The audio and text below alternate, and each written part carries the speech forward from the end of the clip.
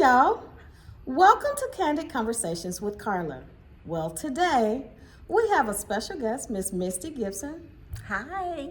Hey, Misty. Well, where are you from, Misty? I am from Waco, Texas, and once I got married, I moved to Mejia, which is about 40 miles from Waco. Awesome. So, Texas girl, huh? Yes, Oh, born and raised. okay. So, I know just a little bit about you. What do you do in Waco? When I got married, I moved to Mejia with my husband, and we bought a ranch. And so, we're I'm a owner and operator of a ranch with cattle and horses. We raise American quarter horses and beef master cattle, and I'm a director at a child care facility, my mother-in-law's child care facility, and we do real estate and we have a lawn service as well. Wow. So, a ranch. Yes, ranch. So, what kind of animals do you have on the ranch? Yeah, I like I said, I had horses Mm-hmm. and cattle, Okay. but that's about it. We have dogs. We have a lot of dogs. We Okay. have German shepherds, and we just that's it. We don't have any chickens or anything like that. Right, yeah. So I call us babies. When we got together, it was a little bit after high school. Oh. That I got with him, and How did you meet him? he played basketball for Baylor, Mm-hmm. and I'm from Waco, so that's where we met. We met through a mutual friend at Baylor, and it was just we became friends first before marriage. I didn't really date prior to meeting my husband. Awesome. Yeah. Awesome. So, um, you met him. You guys raised a family. hmm Okay. Yeah, we have three beautiful children. We have a son and two daughters. Awesome. So, how do you, just as a woman, how do you balance, your business, the ranch, working full time, ministry, and Right. even, do you speak sometimes? No, I don't Oh, actually speak. No, okay. I don't. So, I'm new to speaking, and I just kind of taking faith in coming out and speaking. But God just lays everything out. I don't know how I managed at the time. I was working um, about 80 hours a week Mm-hmm. and raising a Wow. family. Yeah. And it just, I think in high school I did a lot of stuff. I was a cheerleader, student council, National Honor Society. So I think I learned how to multitask in school. And so it became easy to do it Yes. as a mother, as a wife.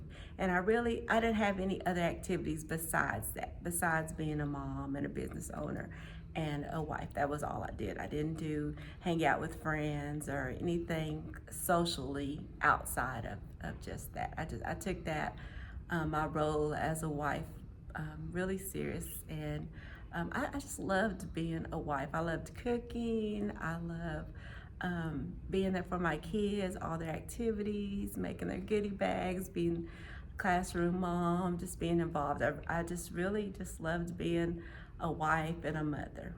And that is a full-time job. So, it's not that you were just, Right. Yeah. Yeah. Yeah. Yeah. Yeah. No, no. no, not just. And my husband allowed me to do that. He had a really good job, and so that and with our farm, I was able to.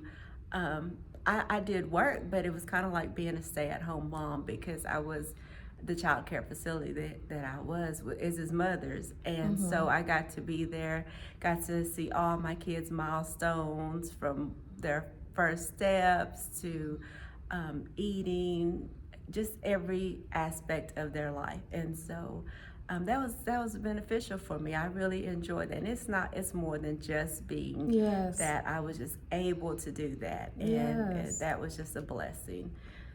We started off small, and then we Mm-hmm. got to be a big facility, But I got to raise a lot of people's kids, and Oh, that's so yeah, good. so my community, it's hey Miss Gibson, hey Miss Gibson, Yeah. and so it's just a community thing of where I can make the impact on the kids the same as their moms, why their parents have to work, and so just having that comfort, cooking them home cooked meals, giving them hugs, just loving on them.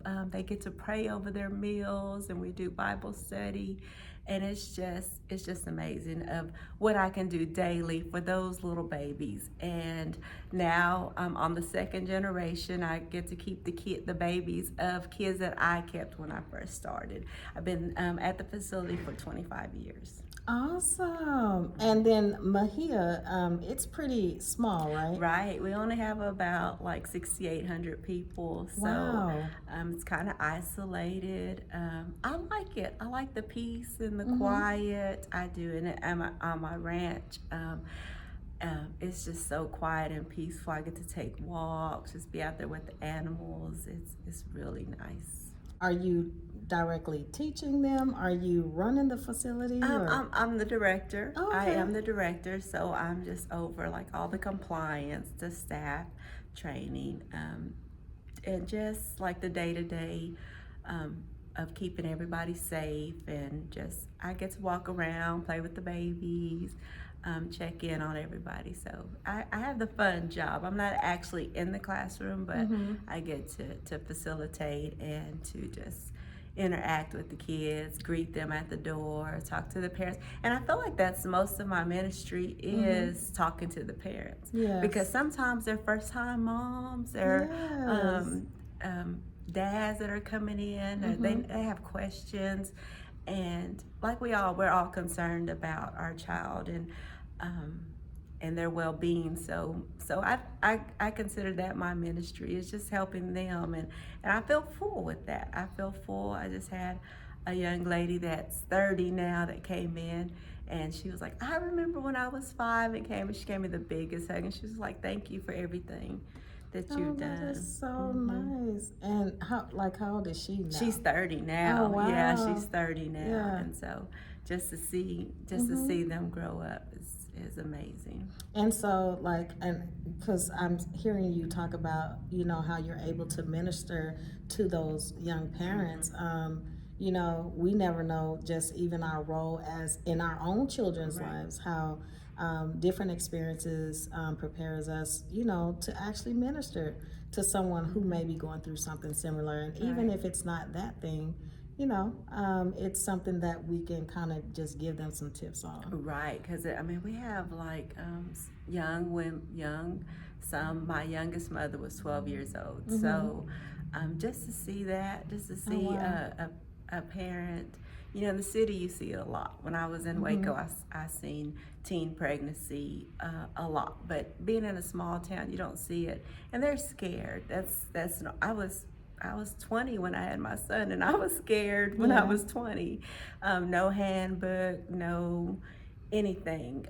Just kind of, and I never before prior, so it's kind of ironic because prior to me having my son, I never even babysitted a kid. Not even my Really? sister, brother. No. And in high school, when we had to volunteer, I would pick up trash on the side of the highway before I went to the elementary schools or anything.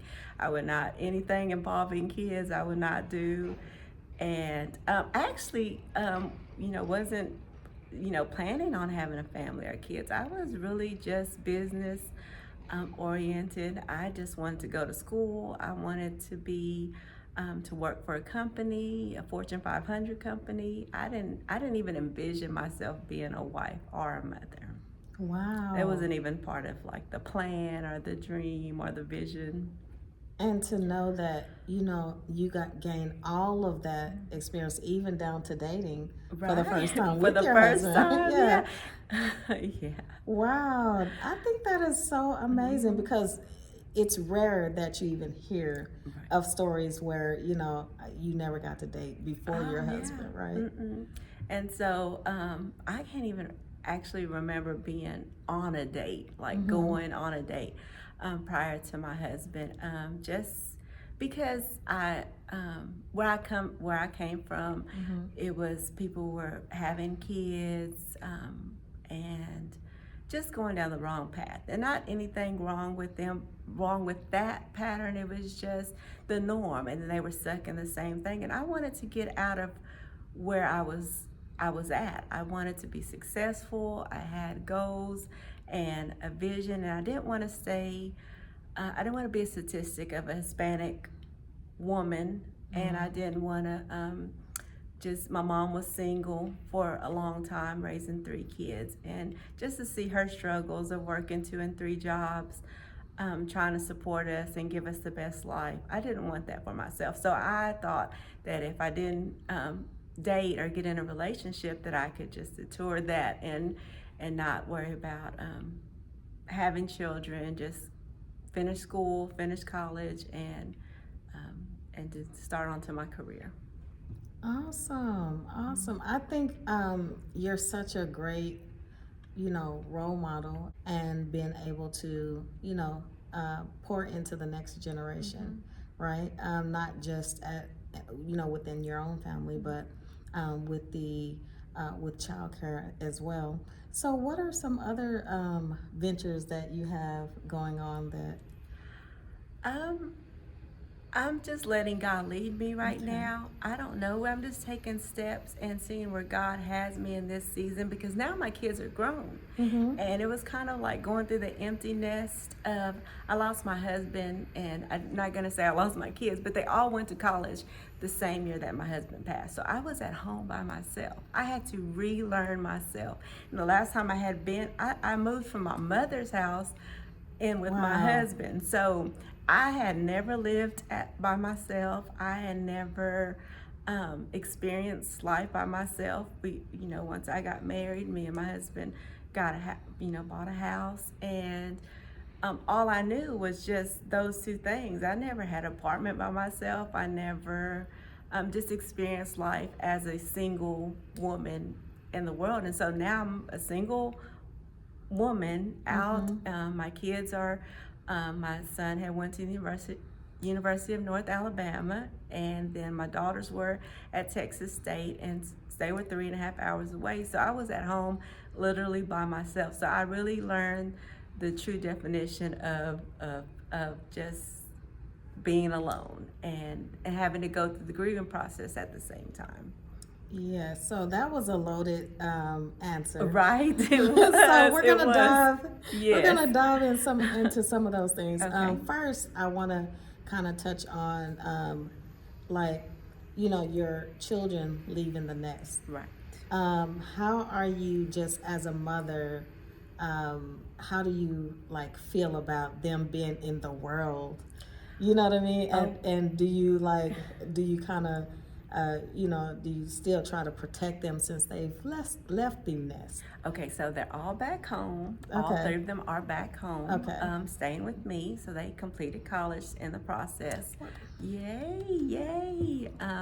So super excited, Mom, for that. I'm glad they are all back home. That's good. We built our house for our kids. And Yes. so, I have a pretty big house. And so they all got to come back with their own space. But I really had to trust God in that process, because as a young mother, I hovered over them. I was a helicopter mom for sure, 100%. And then life happened, and situations happened, and I had to just trust God. And so in the process, and when I say about trusting God, this process started like in 2016. So it's a 9-year process of me having to let go and trust God, that God knows more than I know. I had to surrender, be vulnerable. So it's been a process, but they're all back home now. And at the time, it was okay. I didn't call them. They're like, Mom, are you okay? Like, you're not checking on us every 5 minutes. And I was like, I already talked to God about, any situation, and they all made it back home safe, graduated, working, and so I'm super excited. Awesome. And that is a process. Trusting God, taking our hands off as mothers, and understanding that just like God was with us when we were young, Right. and when we first got out on our own, that God is still in control, right? Right. We can, our fight is on our knees for our children and for them to have their own experience with God, right? Yes.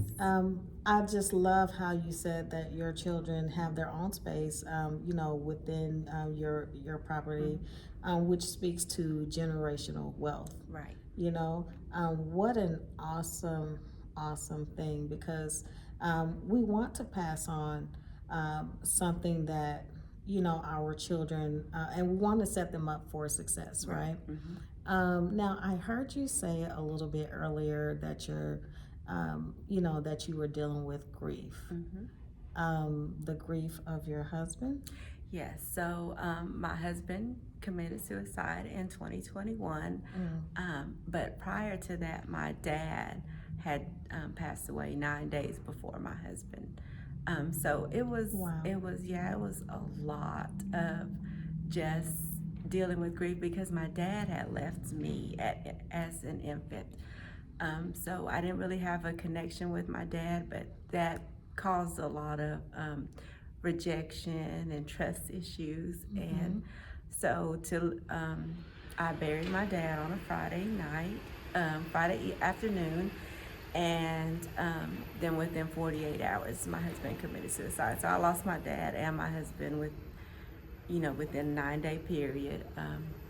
And so I had to learn how to deal with grief from those two things because it was overwhelming, but I turned to God. And so I was just trying to do it the right way. Yes, and those were basically the two most important men in your life.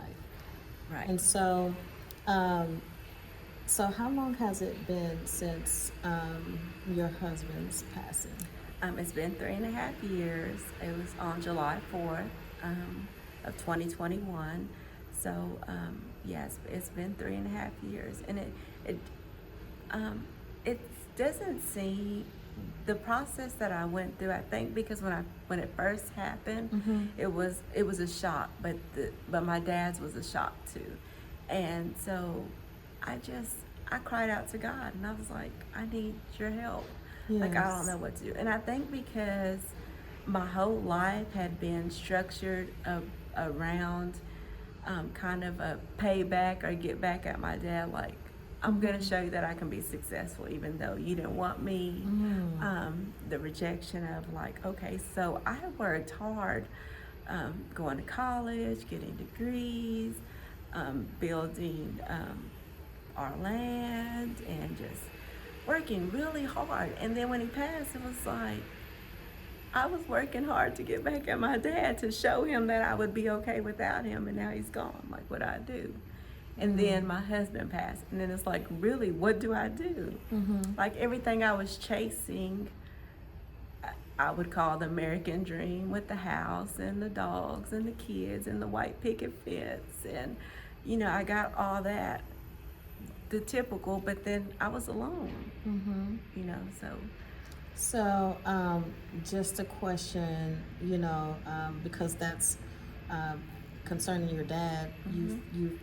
You were chasing after something to prove something. Right. Have you since found healing in grief?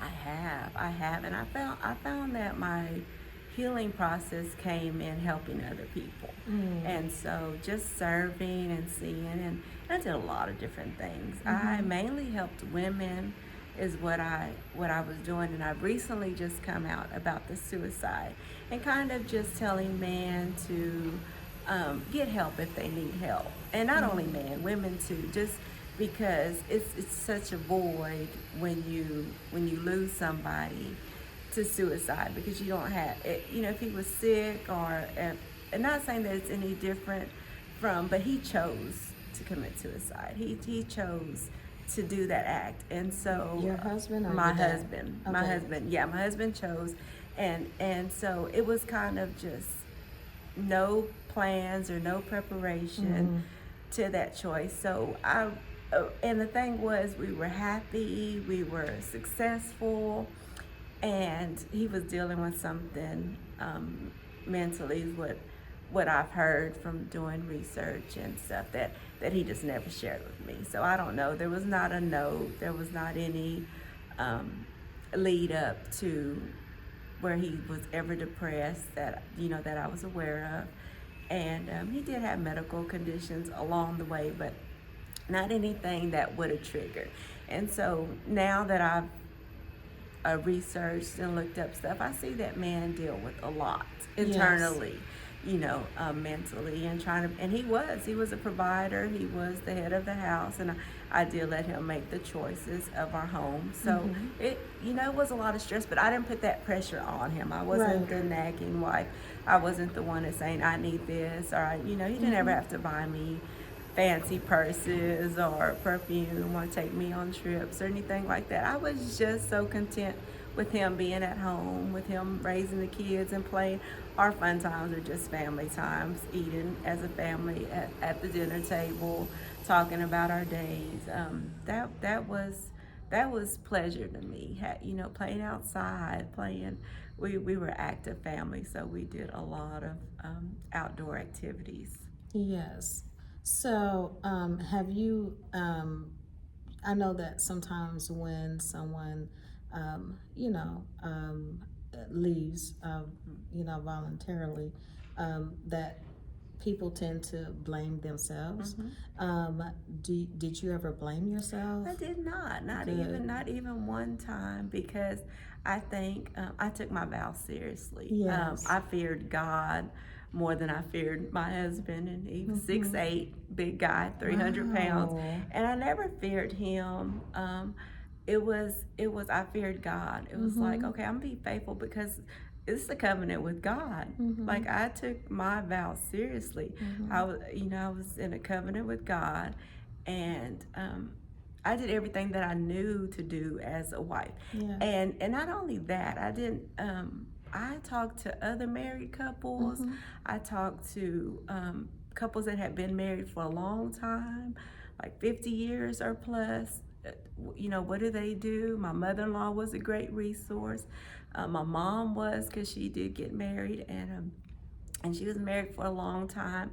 And in our culture, Hispanic culture, we're really nurturing for the Hispanics that I know. So my husband was spoiled.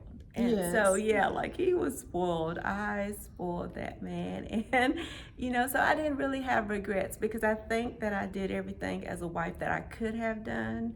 I stayed at home. Wasn't always on the phone. Anytime there was like any interaction with man, because my kids play sports.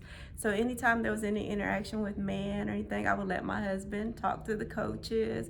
I never went up to school. I never put myself in a position where it could be like infidelity or any type of thing. Nobody was gonna tell my husband, I saw your wife with, no, I really took my vows seriously. I wanted him to feel secure as a man, no, and be confident that I was what I was supposed to be. That's what I'm talking about. Yes, Just yes. walking in wisdom. Right, yeah, You know, yeah. I heard you say that, men deal with a lot. So, what would you say to any male or man that will hear this about taking care of like your mental state, or maybe the stresses of life, or even just making sure that we're healthy even in the body? Right, yeah. So I would tell men to get to, in my part, because my husband did stuff that he liked to do. He worked out, he was out in the farm. So the only thing that I saw that maybe would have been that he could have did was to go see somebody, was to get therapy. And I encouraged him to get therapy, but I think in their culture, or even my culture probably, that it wasn't acceptable. People thought that if you went to go see a psychologist or psychiatrist or a therapist, that you were crazy. And I don't necessarily say that is true. And he did self-care. He did as far as all the other stuff that I learned about men doing self-care, he did self-care. He took care of himself. He was dressed nice. He did all that. The only absent thing that I saw in our relationship was that I think he should have talked to a licensed therapist. That stuff that he probably didn't feel comfortable telling me, and it could have been something rooted from childhood trauma or just stuff that men deal with that I want to know, and I couldn't fix it anyway. Right. And so, I would tell any man out there that if the pressures of life get too hard, to seek somebody, to get, even if you don't want to go see a therapist, get a trusted friend, go to church, try to talk to someone trusted in church. There's plenty of books out there, because I've gotten the books. I went out and I got the books, and I'm reading and I'm watching. And now there's man conferences. Yes. I didn't ever, yeah, they're like popping up everywhere. And so go to one of those man conferences. That back then there wasn't anything like that. Right. And I don't know if my husband would have went anyway. Right. And so I can't even tell women to get your man to do that, because they might not do it. So I'm talking to the man right now. If any man is listening, you have to want it for yourself, for your family, or for yourself. You have to have that self-love for yourself. Yes, because the stresses of life can creep up. Right. But just as men, they really actually bottle up a lot of their emotions, because when they are young, they are taught to, you don't cry, Oh, yeah. don't express, you're a man. You know what I mean? Yeah. And so keeping all of that in literally can take a toll on your actual physical body, even above like your mental. And so it can begin to take a toll on your health. People are wondering why they're sick, but they don't realize that even like the stresses of life, it does actually affect the body. So that is so important. And to just get regular maintenance, it's something that I definitely practice year here in the past recent years, that just to pour into Carla. Right. Oh, yeah. That's important. Oh, yeah. Like Yeah. going something as simple as making sure that you express yourself. It's so important to express ourselves and to know that you have a voice. And is it time to express yourself every single time? Probably not. We just heard that be angry and sin not. Right. Yes, we did. But there is a time where you should express yourself, and even if you can't express yourself in a certain atmosphere, find a trusted person. Right. It might be a friend. You know what? It might even be a stranger. Right, it might be a stranger. Yeah. Because we just started our group and I didn't have any friends, so I had to learn how to make friends, and I just met some wonderful women and encouraging women to help support me navigate. Now, as far as like self-care, me and my husband, when we met, we did self-care. We took care of ourselves. He was an athlete. And what do you mean by self-care? so we would take walks together. We would get just like, he would get my hair done all the time. Like, we would take care of ourselves physically, mentally. We laughed a lot. We played a lot. We watched movies. We went on dates. We, as far as self-care, we took care of ourselves the entire time we were married, from the first time. And we had good communication skills, so I think that was key. He was my best friend, and so we had good communication skills. So we would let each other know. We both had stressful careers, so we would let each other know, like, okay, look, I'm having a bad day, whatever, or what do you got going on? And so we would communicate with each other in the morning. What kind of day are we gonna have? What does it look like? I don't need you nagging when you get home, because and I understood that. It was like, Right. okay, I'm not gonna fuss. about, the trash not being taken out or something like that. And that's silly and petty, but I didn't, he would always take the trash out. But Right. I'm just using that for an example. Mm-hmm. It's like it was good communication. So when that happened, Mm-hmm. it caught me off guard because I was like, okay, he could have talked to me about anything. So it had to have been something deeper that he was dealing with, that he just didn't feel comfortable telling me. But yeah, self-care is so important, and I push that on anybody, but it has to be more than self-care. Mm-hmm. If you're having like self-doubt Mm-hmm. or something internally that self-care is not doing, is Mm-hmm. not helping you. And I take long walks, and when my husband first passed away, I actually was taking like 10 to 17 miles a day walks. Mm-hmm. Like I needed that Wow. much prayer. I would call Mm-hmm. my prayer walks, and I'd have my Fitbit on, and it would tell me, and it's like, you walk. So I was like, I couldn't have walked to another town and back, but just because I needed that time with God. Yeah. And I had to do a lot of self-reflection during Yeah. that time. But that's good. Yeah, it That's was. good that you did a lot of self reflection, because sometimes we don't even realize how things can creep in. Right. And by you dealing with that having that self reflection, I believe that's why you're at peace. Right. You know what I mean? Yes. Oh, And that yeah. you don't blame yourself, and that and you know what you did in your marriage, Right. Yeah. So I'm confident with what I did, and I just wanted to do the grieving process right. I had Yes. never really lost anybody prior to my husband.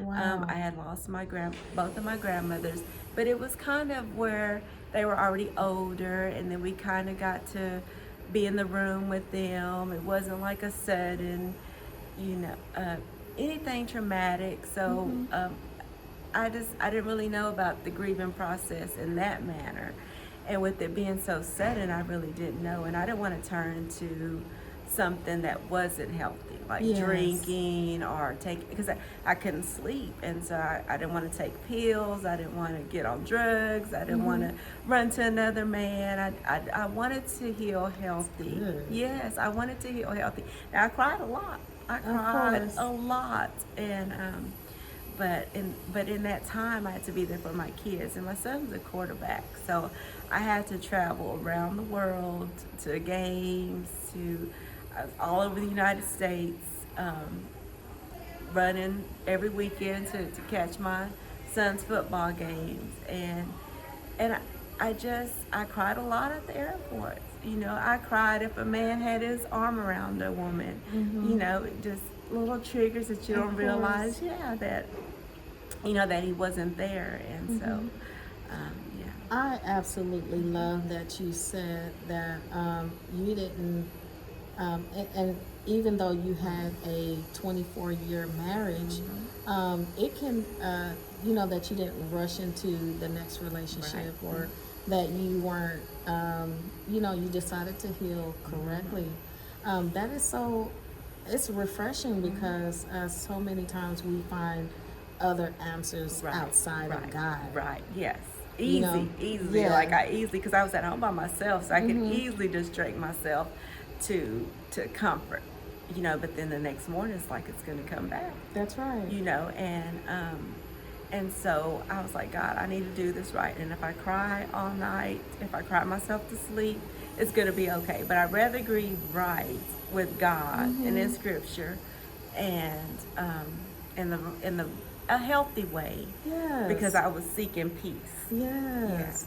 Yeah. And you know what? When you choose to do it the right way, it is challenging. Right. It Oh, is yeah. hard.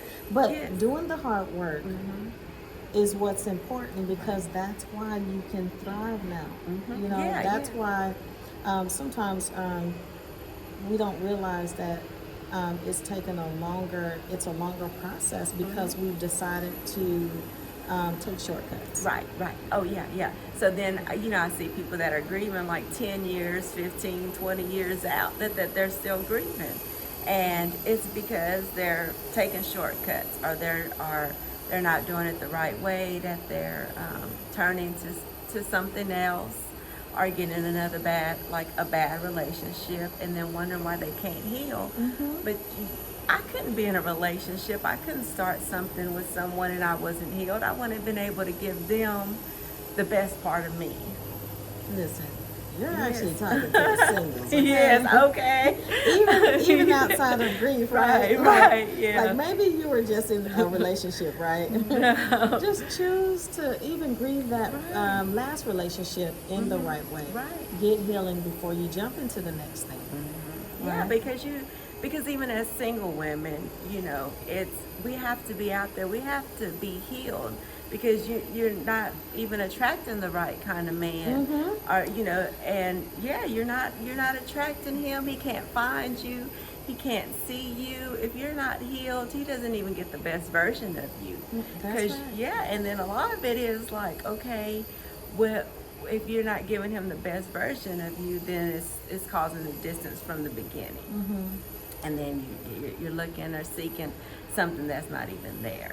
And then you may be entertaining the wrong thing. Right, yeah. Because you're not seeing through the right lens. Right, yeah, through a healed lens. And I always Yes. joke about, about not, guys not like being in my DMs or talking to me or anything like that. But it's kind of funny because we talk about it now and it's like, oh, God is covering me. Like he's being my protection in That's this. He's just right. like, because you're nice, you're giving, and the wrong guy could come in and just take advantage of that. Yeah.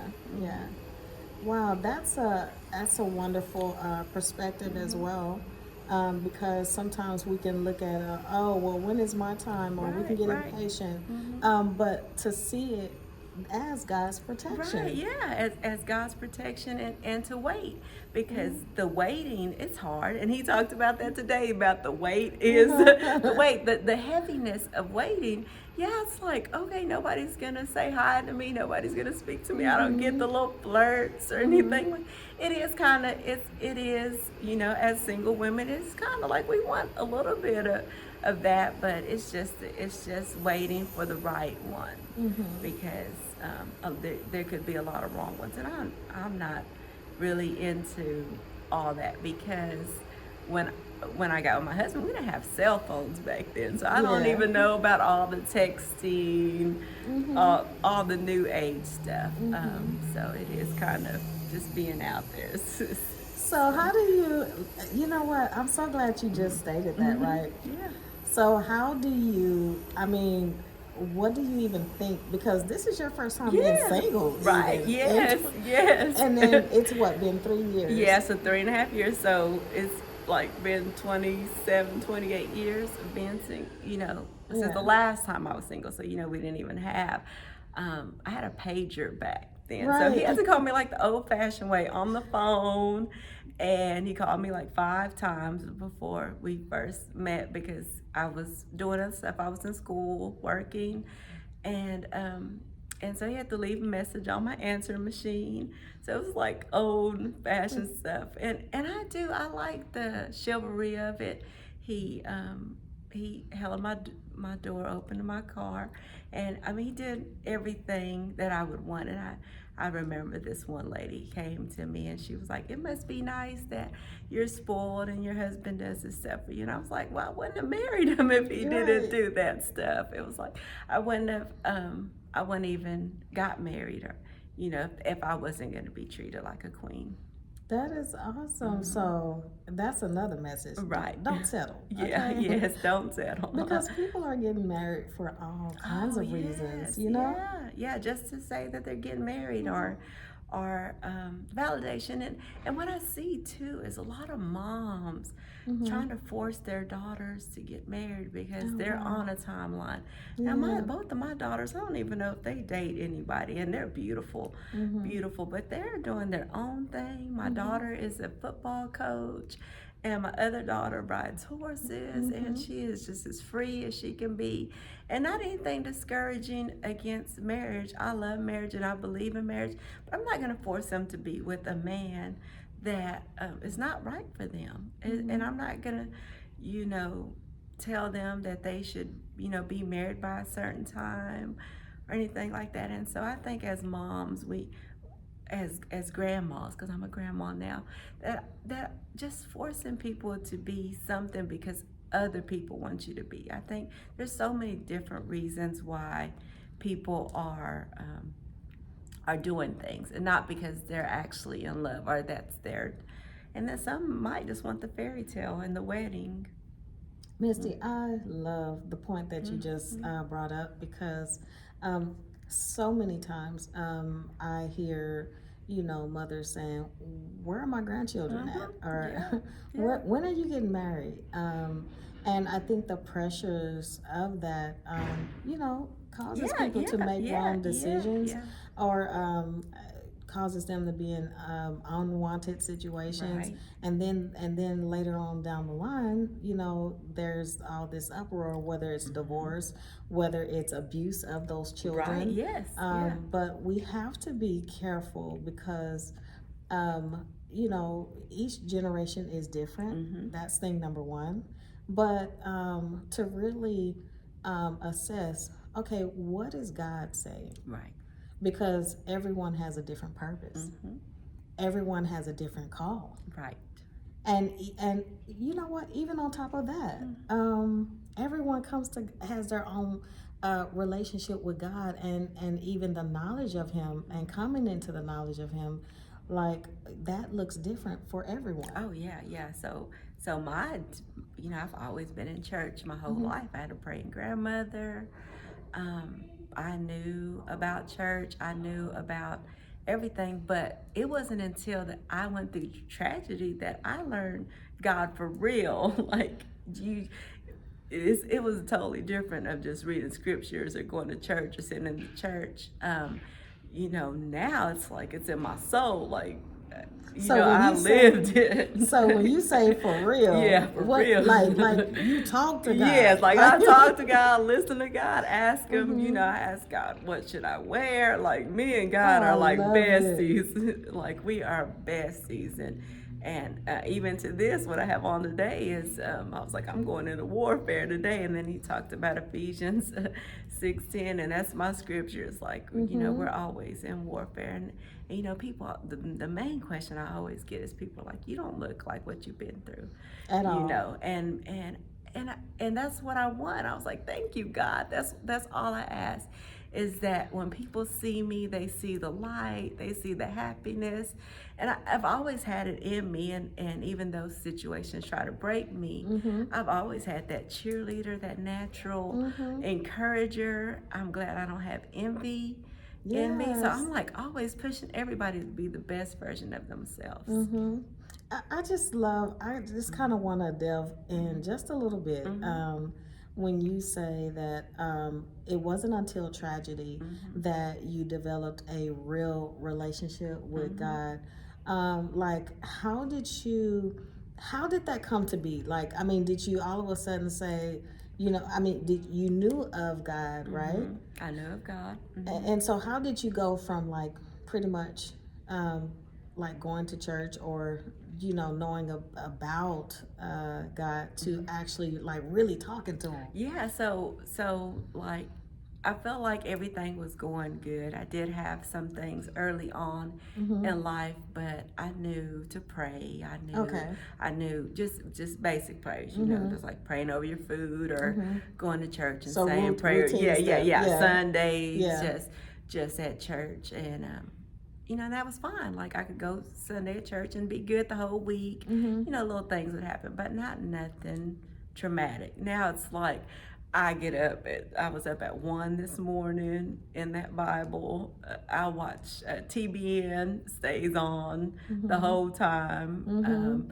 I'm in study all the time. It's like I'm thanking God, every hour on the hour for just, it's totally different once you go through stuff. It's like Mm-hmm. me and God are best friends. Like how I'm talking to you, this is how I'm Yeah. talking to God all throughout the day. So you mean to say that you actually acknowledge him in all of your ways? Right, everything. I just love, Yeah. and the fact that you said that you ask him, "What should I put on?" Mm-hmm. Misty, some people might think that, you know what, that's just too much. Yeah.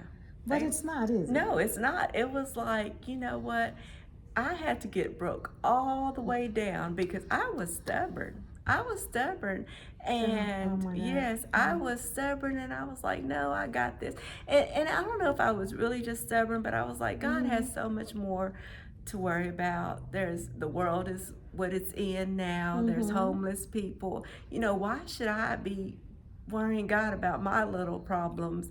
Because I have a house, I have vehicles, I have a ranch, you know, and I just didn't want to go to God with that kind of stuff because I was like, people are really dealing with real life stuff. And then God was like, no, let me just take everything away from you. Let me break you down to where you don't have any option but to come to me. And so I had to just lay myself out. I had an altar built for my house. I stayed on my knees, laid out on the floor. It is full blown. It's just, it is that God has been the only thing that's really brought comfort to me. Wow. So sometimes we can be in a bubble, and until we're taken out of that comfort zone or out of what we know, it forces us to come to a place, the place that God wants us to be, right? Because when we talk about that He wants us to live a more abundant life, you know, we don't know what it all is going to take for Him to have the bring out the fullness Oh yeah, we can't even of our lives. imagine. No. Can you imagine? It's just like grapes, right? Right. When they are crushed for wine, can you imagine what they probably would be screaming, Right. right?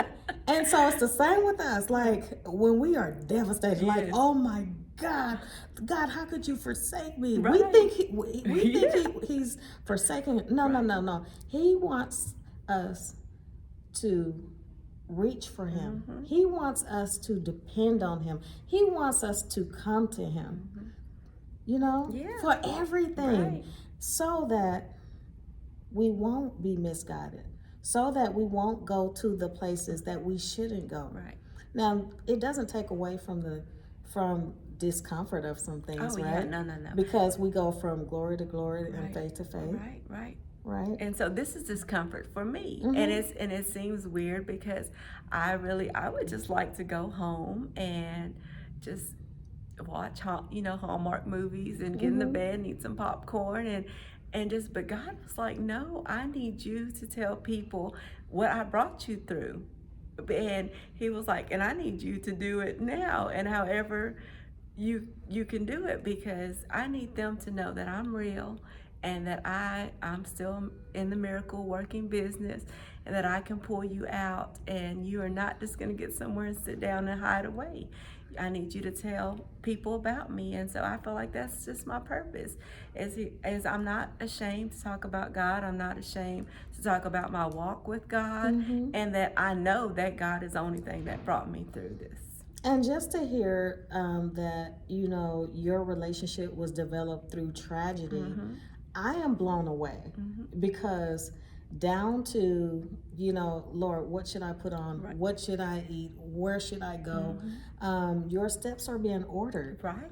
You know, where, you know, we can get into such a routine of life that we forget to ask God for certain things. I mean, how many times do we may think it's a thought, okay, don't go your regular route, go this route, and then when we insist on going our regular route, there's a wreck. Oh yeah, no. And one time I did that, and He told me not to go a certain way, and I went and I hit a pothole, and my tire blew out. I'm in the middle of nowhere, didn't know anybody, didn't have reception. And some guy pulled up, and he was like, yeah, let me give you the address. And he was like, I'm able. And he was like, I'm able to do anything. But I was like, thank you, God, for sending somebody. Even that was his name? Yes. And I was like, it could have been an angel, because we were in the middle of nowhere. And he helped me get some service out there. And I didn't know where the address was. It was on a dirt road, back road. And God told me not to go that way. He told me not to go that way, but He still sent an angel to help me get my car back to the shop, Wow. and I was like, I'm sorry, God, for being disobedient, And because I was being disobedient. wow. But you know what? Wow. And the Bible says that we entertain angels Right, unaware. right. And he sent you an Yeah, angel called he Abel. called Abel, Listen. yes, and he was like Abel, like the Bible, and he said that, and I knew right away because he just came out of nowhere. There was nobody on that road.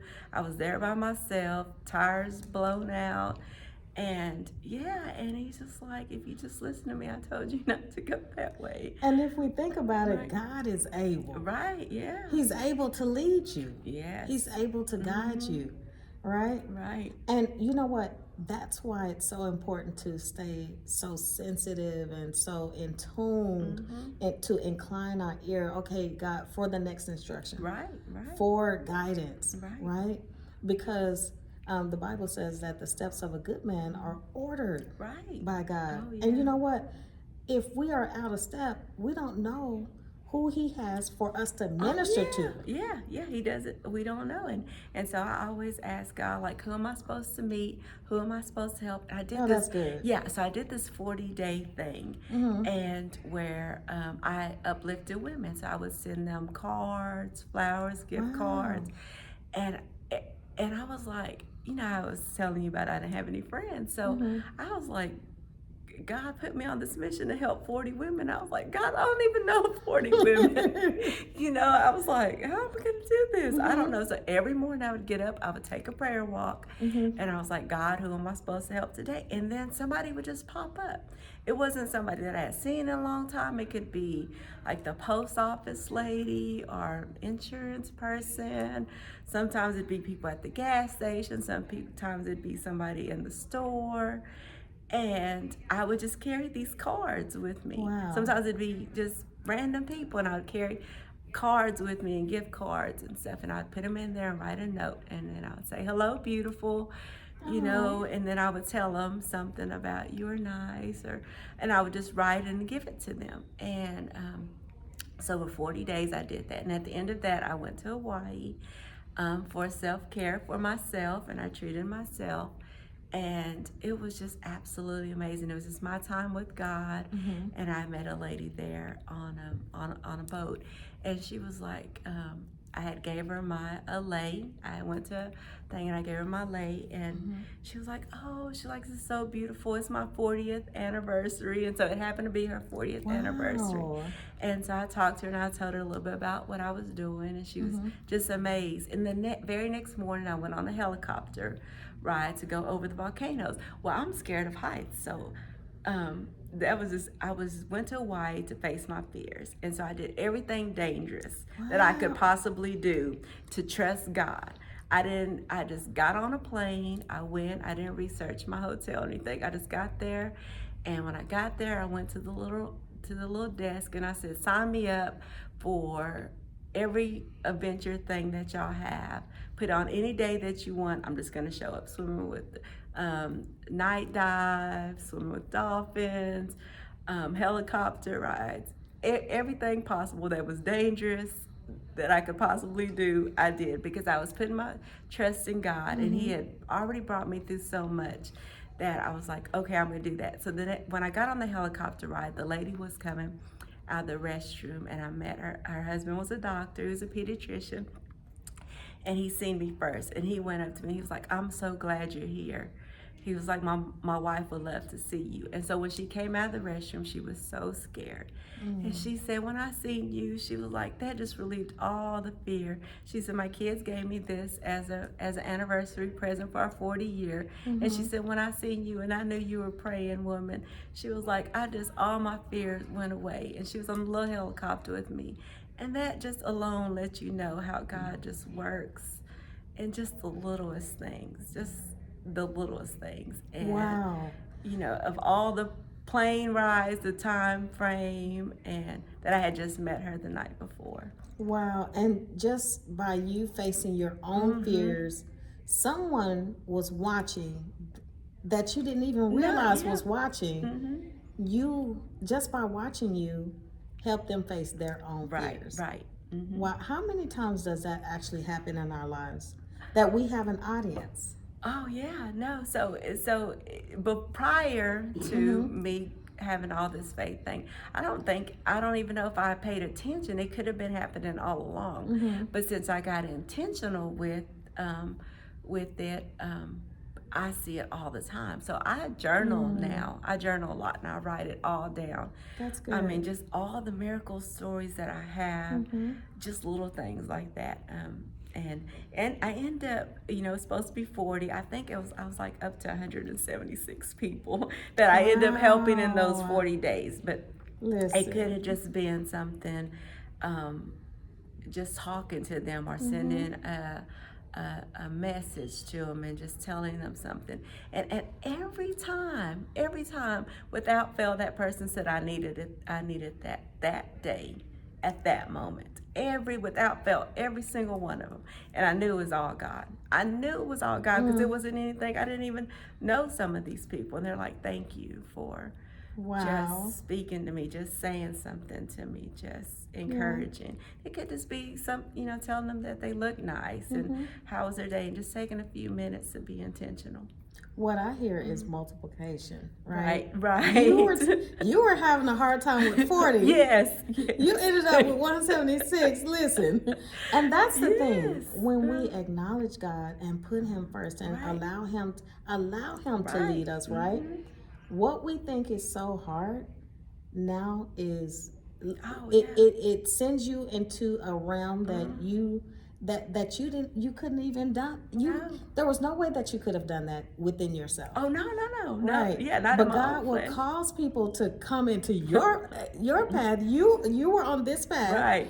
and people will come that wouldn't have normally come No, if yeah. if you were doing things on your own. Right, right. Wow. Yeah. That's powerful. Yeah, it is. And it's just to see how God works. And even now to where I sit or where I go, I'm like, God, sit me by, the person that I need to be sitting by. Put me in the place where I need to be. Let me meet the people that I need to meet. And at the same time, I ask God to move the people that are not for me move. Yes. And actually, I've tried to go on some dates before, and they just don't show up. Something comes up, and I'll pray. I'll get on my knees and God, if this is not the person for me, move them out the way. Don't let them. And then all of a sudden, like one guy, he was just like, "Oh, my brother showed up from out of town." I was like, "Thank you, God." And I was like way too happy, but I knew that was God's doing. That person, and not say that they had bad intention. It was a great guy, but he just, when I asked for him, so he moves stuff is just as well as he brings stuff. I love that because it's not sometimes it's not rejection, Right. it's protection. Yes, It's God's yes. protection. Yeah. So sometimes people do see that as like, oh, I'm being rejected or stood up or whatever, and they start feeling a certain way about themselves. And I don't really think guys go on looks that much. I really don't, you know, think that anymore. I used to think that a long time ago, but I don't really think that. I think they go for genuine. If they want to, they will. And if they don't, they won't. I Right. mean, I think they make decisions, and women are out there doing all kinds of stuff, trying to attract men. I don't really think that works. I can go anywhere, somebody not even speak to me, and even I tried other stuff like putting my hair in a bun, not wearing makeup, just wearing some. I was like, okay, they just like plain girls, and that doesn't work either. No. So I think the misconception of women have to do so much. I think if a man really, really wants to be with you, he will be with you. I love that because really, beauty shines from the inside out. And that's what we have to really understand too, because you can even be beautiful, but if there's insecurity, Oh, or yeah. if you're dealing with a bunch of unhealed Right. just issues, that can take a toll, and that can kind of be projected far before, because when people see you, they see your mannerisms. They don't just see the outward, but they see attitude. Your body language speaks volumes. What comes out of your mouth speaks. It speaks volumes. How your disposition and your, just how you are Right, and how and you moving the treat, earth. yeah, and how you treat people. I've been around some beautiful women and with bad attitudes. Yes. I've been at restaurants where they're like at the service and just so rude to the wait staff, and it's just they can get so ugly so quick. Misty, And oh my you goodness. just said a word. If you ever really want to know how a person is, Right. go to a restaurant. Yeah. Because how they treat that waiter, I don't care how the service is, Yes. right? Yeah. I don't care how the service is. Right. How you treat someone that you have nothing to gain from speaks volumes. It speaks volumes. Right. I have seen people that I just really thought were so spiritual. Oh yeah. Turn into Yes. it was like Transformers. Oh yeah, you really find out what people are is how they treat other people, and same with me. And it's like, oh, I don't even want to be in this restaurant with this person, and and you can be, or just somebody walking up and just think because you look a certain way or that you have money, that you can treat people any kind of way. That is not. We're all are human. Whether whatever race or amount of money that we have, we're all human, and we all should be treated, fairly and kindly, and with respect. Yes, with respect. Everyone. Yes, mostly respect. Yes, I remember when I was a college student, I was working as security at a convention, and someone walked up to me and she was upset, I guess, about something not working, but she stated that she was like, this is probably the best you'll ever do in your life. Not even knowing that I was a college student, not even knowing anything. Like, how do you make assumptions? And we have to watch that, right? Our perception of what we think is. And even if you felt like that was all that I was worth or anything, at least I'm doing the best of at least I had a legal job. At least I had I was a working person. And really you were upset about something that had nothing to do with me. Oh yeah. So and we see that all the time because life is, but sometimes they make choices to have ugly attitudes. They know that intentionally they think they're privileged or better than than somebody else, and that is sad. It's and I don't know where that comes from because my mom, first of all, she wouldn't let me act like that. But I was just brought up right. I was brought up right to treat people kind, to be nice to people, and that's just. It's unacceptable how the world is. It is. Well, I'm just so excited about everything that is going on with you, Misty, and I just love your story, and I've learned quite a bit in this interview. And so, what is it that you would like our audience to know that we may not have heard thus far? And how can they actually contact you? Well, I don't have like a following. I don't have. I have a Facebook page, which is like really minimal with just friends and family. I don't really have anything Instagram or any other deals. But I just want everybody to know that to have faith, to trust God, and go to God first before anything, and ask God to help and guide you. God is real, and He will cover you. He will protect you, and not saying that it's easy.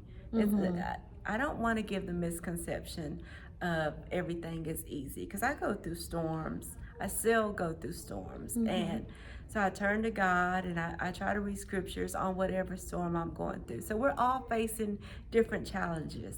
Everybody is. in their own season, their own challenges, and just be nice to people. Just be nice because you don't even know what they're going through or what they've been through. And so just kind of just give them a hands up and not giving people passes is not what I'm saying or condoling bad behavior, but just kind of being just a little bit more patient with people. All right. Well, it has been such a pleasure having you here.